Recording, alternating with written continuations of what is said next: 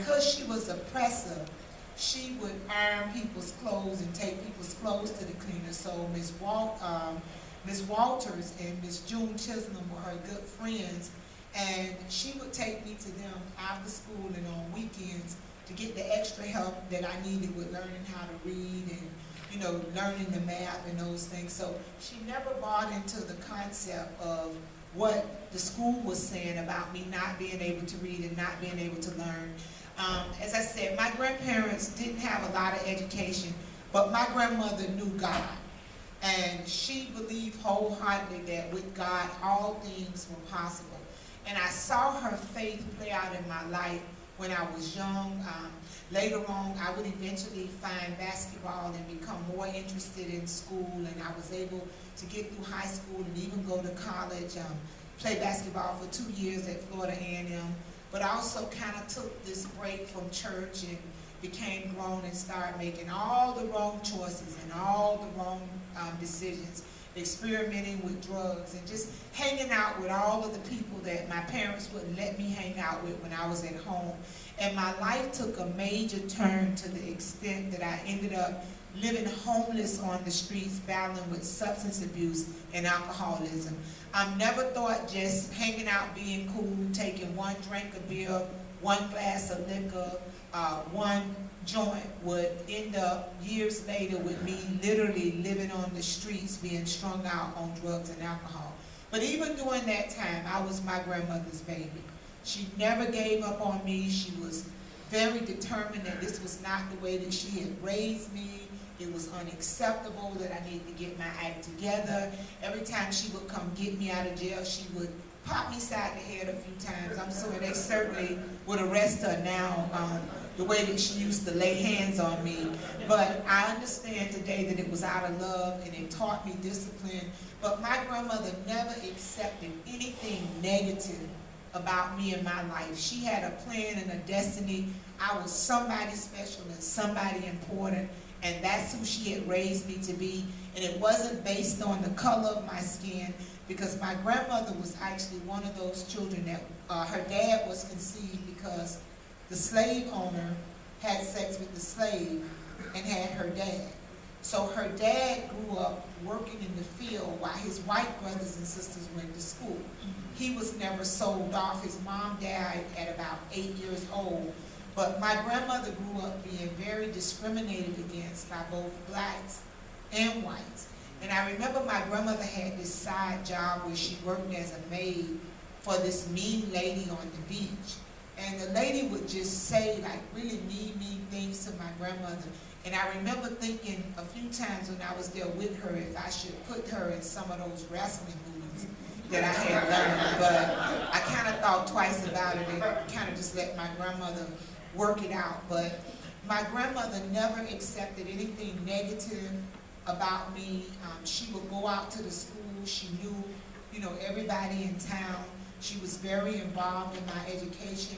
I remember my grandparents were really old, so they started me to driving early, but I played basketball, and they would come to the basketball games and other things that I look back on today that I'm sure they didn't really understand. I was also in DECA, where although I was a very shy kid, through DECA I joined Toastmasters, and I would go to these different public speaking forums, and I would win these different, you know, trophies and these things.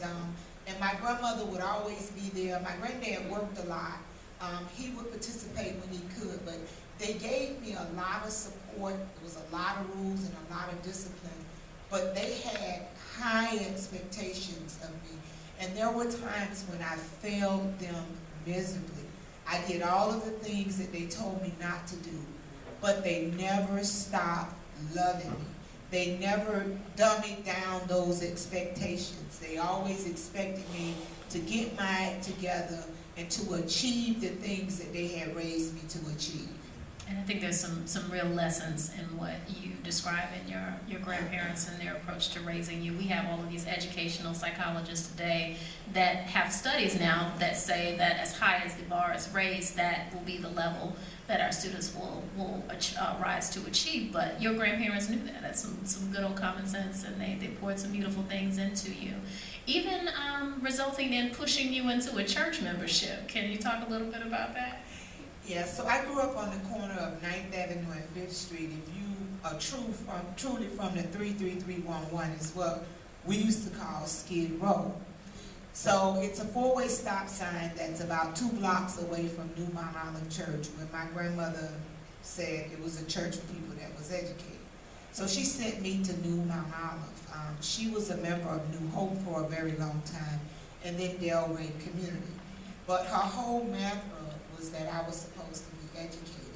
So she sent me to Mount Olive because at that time it was where a lot of the educated and prominent African American people went to church at. And sometimes today I just laugh because I work at that church as the president and CEO of the church's nonprofit organization and as the staff minister that's responsible for Christian education. My grandmother, during the last 10 or 12 years of her life, was able to experience the life that she had planned for me. I finally got my act together. I became a licensed and ordained minister. Spent a lot of time with my grandmother, traveling with me to preach, traveling with me to graduations. I remember I initially dropped out of school at Florida A&M, got pregnant my last semester and dropped out. Got married because, I didn't think my grandmother could do the math or figure out, the business. But at some point, 5 years later, after being homeless and just having a horrible bout with addiction, Pastor Wayne Lomax assisted me, and I was able to go back to school, in which there was a new Gordon Rule requirement, so I needed to take this extra writing class. So I ended up going to BC, it was BCC at that time for that writing class. I was also going through a rehab program at BARC, and they connected me with Voc Rehab, in which if you have a substance abuse problem with Voc Rehab, they will help you to go back to school.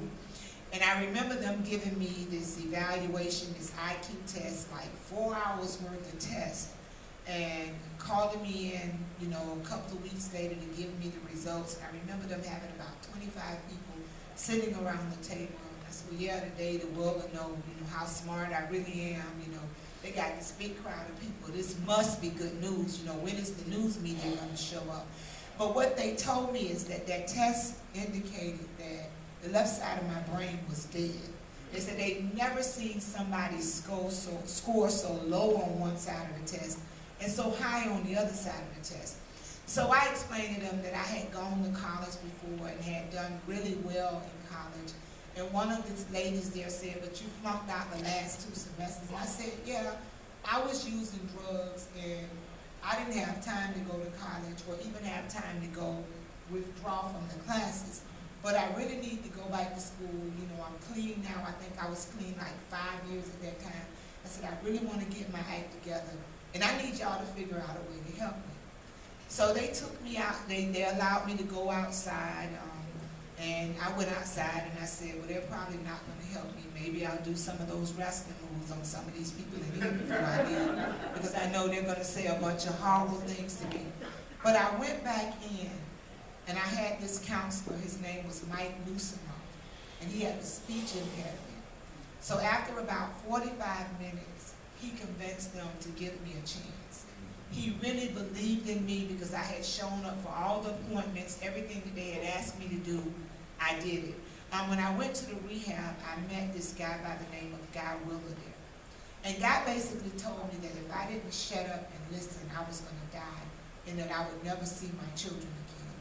So I believe that God gave me my children to really help me get my life together. They were the ones that began to make me think, if I don't change my life, I won't be around to raise my kids. I won't be able to do for them the things that my grandmother did for me.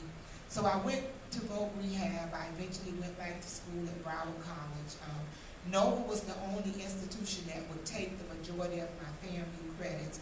So from Broward College, I went to Nova where I finished an undergraduate degree in administrative studies. I enrolled in the Masters of Public Administration program, which was a new program that they were doing.